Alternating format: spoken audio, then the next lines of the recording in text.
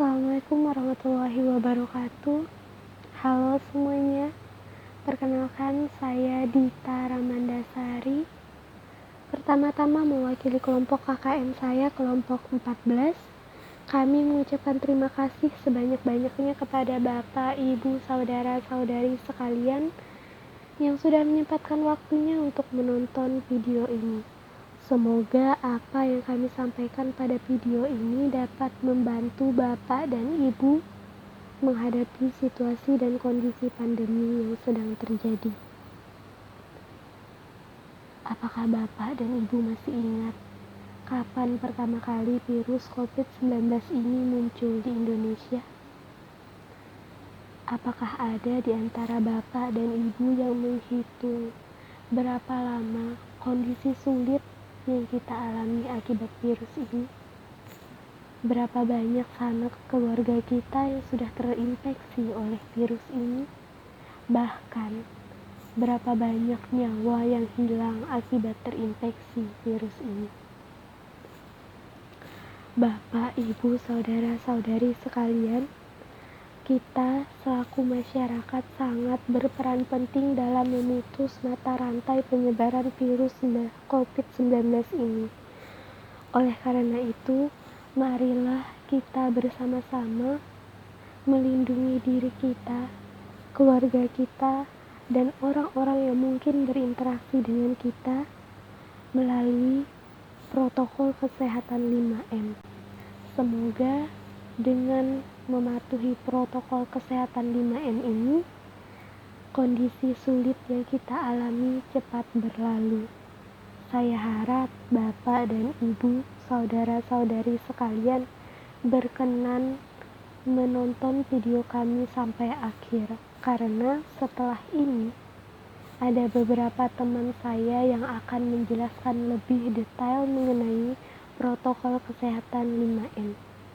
Selamat menonton.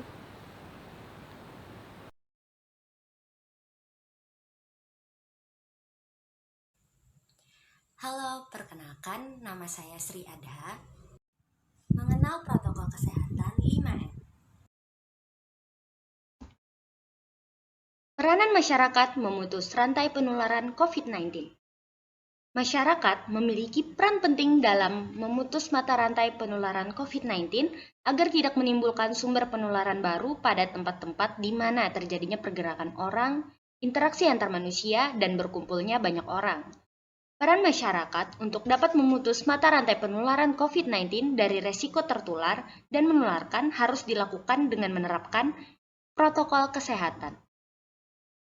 Upaya untuk mengalahkan penyebaran dan penularan COVID-19 di dunia tidaklah mudah.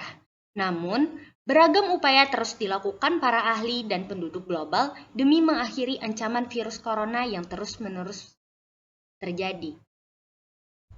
Di beberapa negara, termasuk Indonesia, pemerintah membuat pedoman dan protokol kesehatan untuk menghadapi COVID-19 dan konsisten menjaga kesehatan imun dan iman.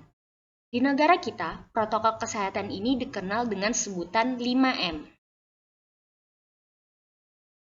Protokol kesehatan ini terdiri dari mencuci tangan, menggunakan masker, menjaga jarak, menjauhi kerumunan, dan juga mengurangi mobilitas.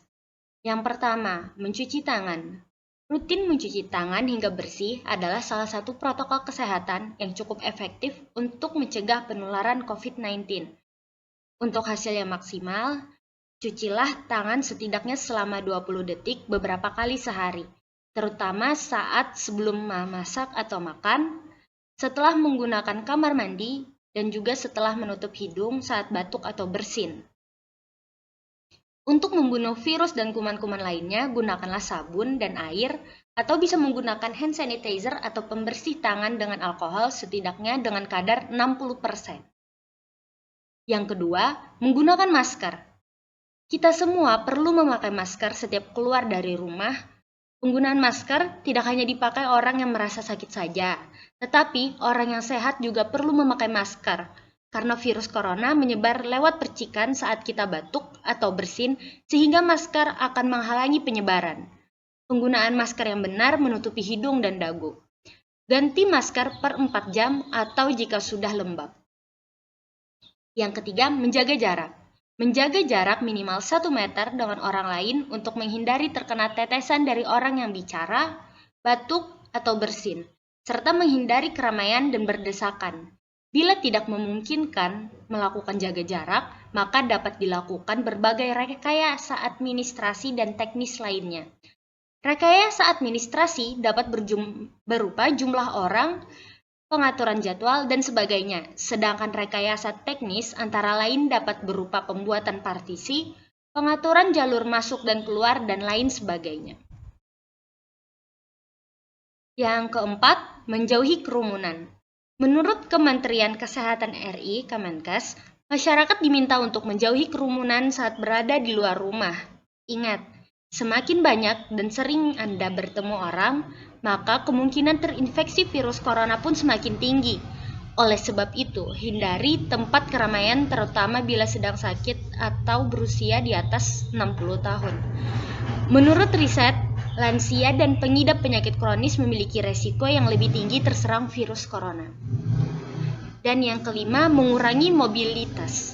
Virus corona penyebab COVID-19 bisa berada di mana saja. Jadi, semakin banyak menghabiskan waktu di luar rumah, maka semakin tinggi pula terpapar virus jahat ini.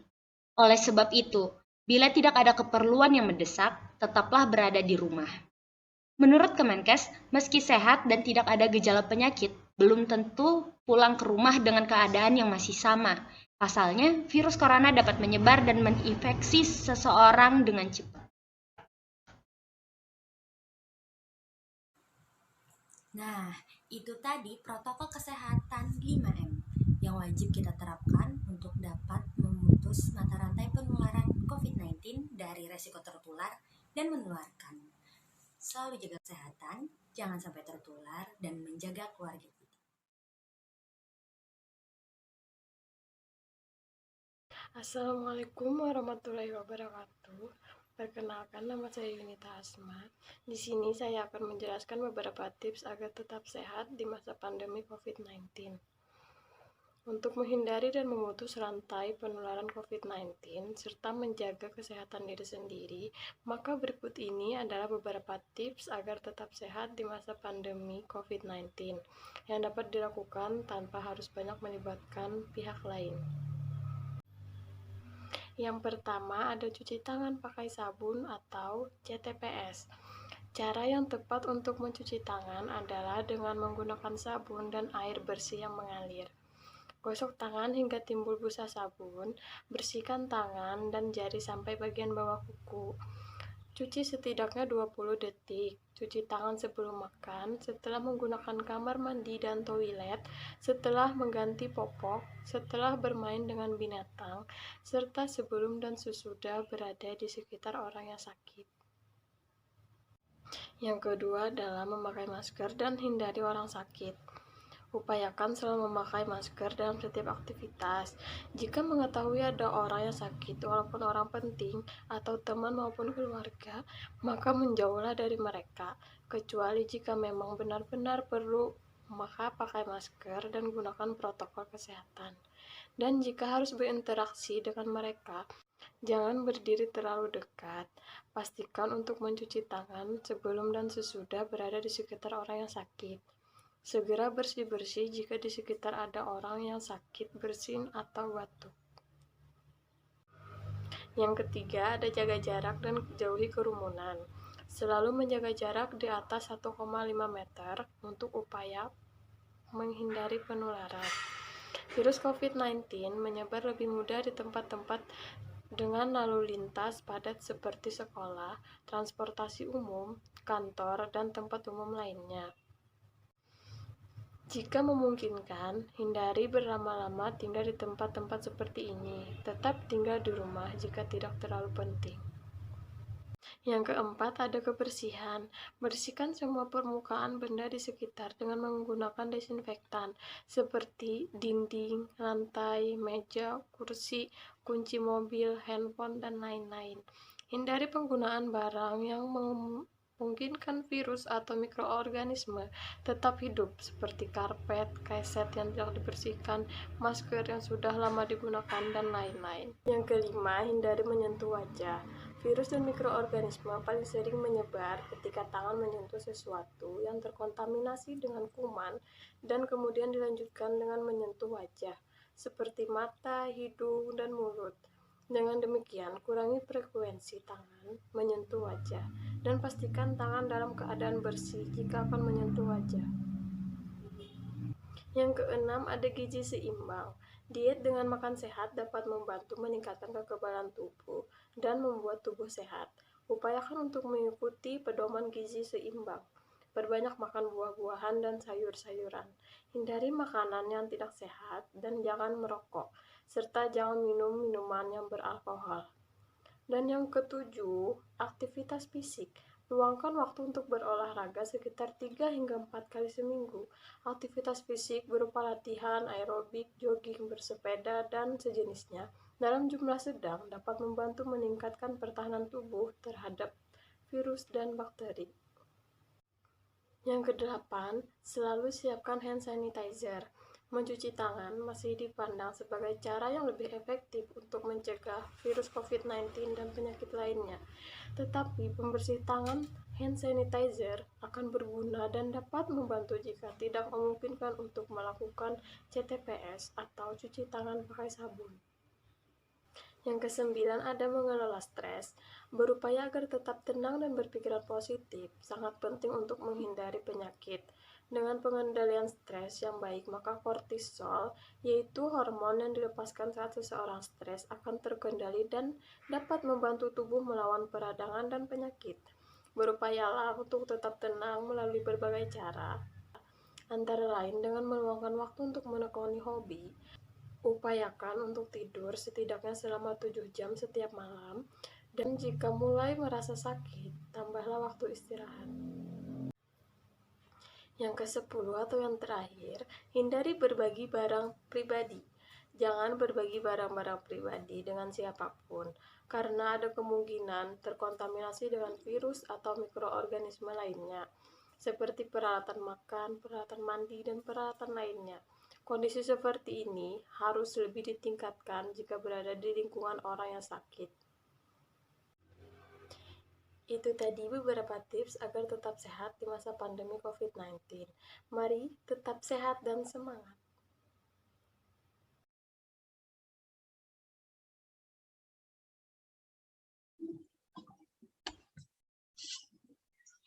Assalamualaikum warahmatullahi wabarakatuh. Kali ini saya akan menjelaskan manfaat menerapkan protokol kesehatan.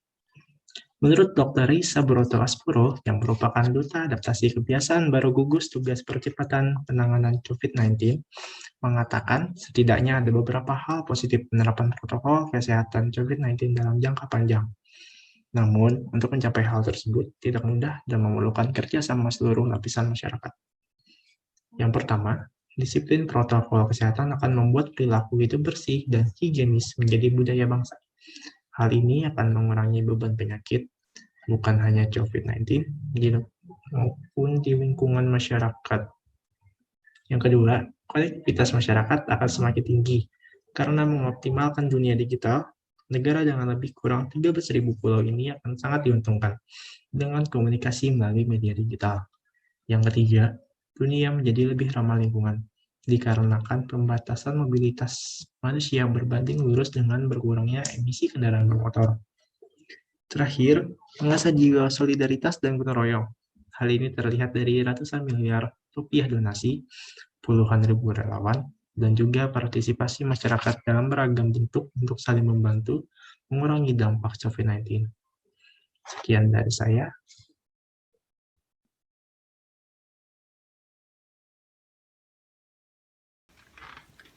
Assalamualaikum warahmatullahi wabarakatuh. Perkenalkan, saya Sukmana Briliana. Saya di sini mau memberikan sedikit informasi mengenai zat gizi yang berperan aktif untuk meningkatkan daya tahan tubuh di masa pandemi. Yang pertama, meningkatkan daya tahan tubuh di masa pandemi merupakan salah satu cara agar kita tidak tertular virus COVID-19. Kemudian di sini juga kita dituntut agar mengonsumsi makanan yang bergizi dan seimbang, karena itu merupakan salah satu cara agar daya tahan tubuh kita tetap terjaga dan dalam kondisi yang tetap prima. Maka dari itu, zat bergizi yang berperan aktif untuk meningkatkan daya tahan tubuh itu seperti kita bisa mengonsumsi vitamin-vitamin dan juga zinc. Untuk itu, vitamin yang pertama yaitu ada vitamin A. Vitamin A sendiri berperan untuk mengatur sistem kekebalan tubuh kita. Contohnya, vitamin A kita bisa mengonsumsi wortel, kuning telur, kemudian ada juga ubi jalar.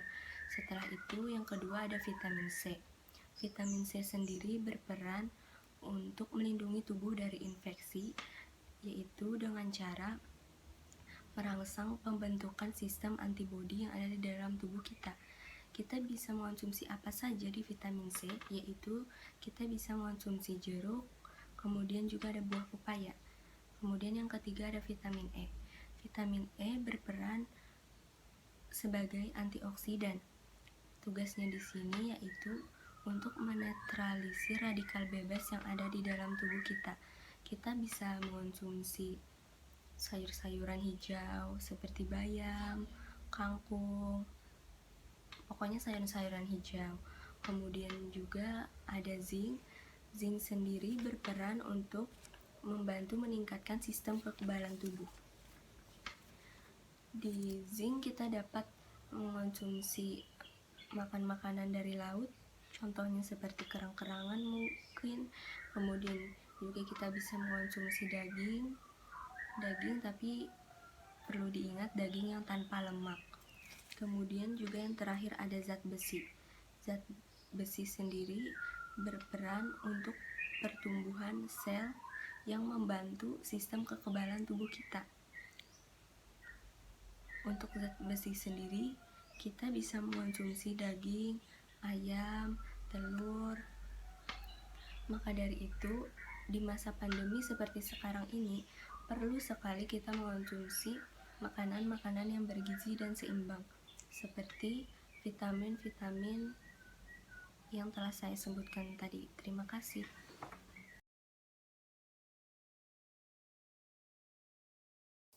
Hai, saya Cindy Samara. Di sini saya akan menjelaskan bagaimana cara mencuci tangan dengan benar hingga tangan kita bersih tanpa kuman. Kita mencuci tangan menggunakan sabun antiseptik.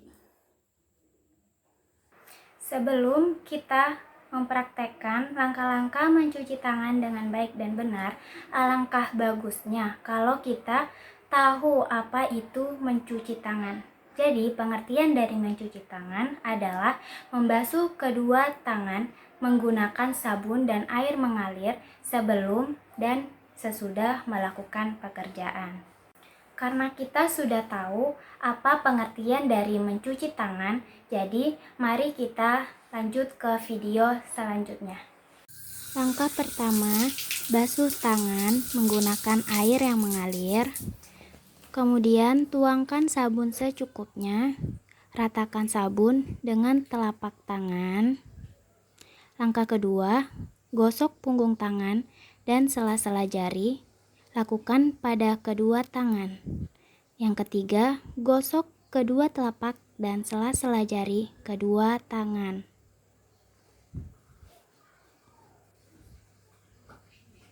Nah, langkah keempat, gosok punggung tangan dengan posisi tangan saling mengunci. Langkah kelima, gosok ibu jari kanan dengan diputar dalam genggaman tangan kiri. Lakukan pada kedua tangan.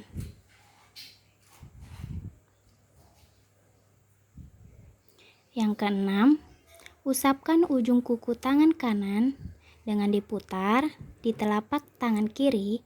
Lakukan pada kedua tangan. Setelah itu, basuh kedua tangan dengan air mengalir sampai tangan bersih. Lakukan seperti di gambar ya.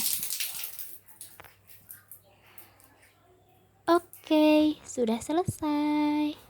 Nah, itu dia tadi langkah-langkah mencuci tangan dengan benar. Saya harap Anda dan kita semua dapat menjaga kebersihan tangan kita. Tujuan dari mencuci tangan yaitu yang pertama, membersihkan tangan kita dari kuman dan bakteri. Yang kedua, menghindari kuman dan bakteri masuk ke dalam tubuh kita. Dan yang ketiga, mencegah penularan bakteri dan kuman melalui kontak tangan. Tangan yang bersih akan menciptakan lingkungan yang bersih. Terima kasih telah mendengarkan pemaparan dari saya dan selamat mencoba.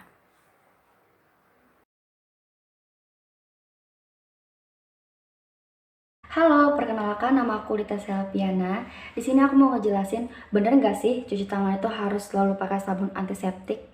Nah, sebelum ke penjelasannya kita cari tahu dulu yuk, apa sih sebenarnya antiseptik? Jadi, antiseptik ini merupakan senyawa kimia yang digunakan untuk membunuh dan menghambat pertumbuhan mikroorganisme seperti bakteri, virus, dan jamur pada permukaan kulit. Nah, di masa pandemi ini, mencuci tangan merupakan salah satu cara pencegahan yang paling mudah dan efektif untuk dilakukan. Menurut promkes.kemkes.co.id, mereka mengatakan bahwa mencuci tangan dengan menggunakan sabun dan air mengalir dapat mencegah beberapa penyakit, seperti penyakit diare, infeksi saluran pernapasan bagian atas lebih dari 50%, menekan 50% insiden avian influenza, hepatitis A, penyakit kulit, dan juga penyakit mata. Tapi apakah hanya jenis sabun antiseptik yang bisa membunuh kuman? Tidak juga. Sebenarnya semua jenis sabun bisa digunakan untuk mencuci tangan, karena pada bagian sabun ini terdapat senyawa surfaktan yang dapat membunuh kuman-kuman yang ada pada permukaan kulit yang fungsinya sama saja dengan antiseptik. Antiseptik tidak hanya bisa kita temukan di dalam sabun, tetapi juga apalagi di masa pandemi seperti ini, sudah berbagai macam jenis antiseptik yang telah bermodifikasi bentuk dari tisu antiseptik, dari hand sanitizer yang mengandung antiseptik, dari yang gel sampai yang spray. Jadi kita tidak usah kebingungan lagi harus menggunakan antiseptik yang seperti apa, tergantung kebutuhan. Misalnya kita berada di suatu tempat yang tidak memungkinkan untuk bolak-balik mencuci tangan, maka disarankan untuk membawa hand sanitizer yang spray atau gel, atau juga bisa membawa tisu yang sudah mengandung antiseptik. Nah, dari penjelasan tadi teman-teman gak usah pada bingung lagi ya untuk nentuin sabun apa sih yang cocok untuk ngebersihin tangan. Semua sabun bisa, asalkan caranya yang diperhatikan.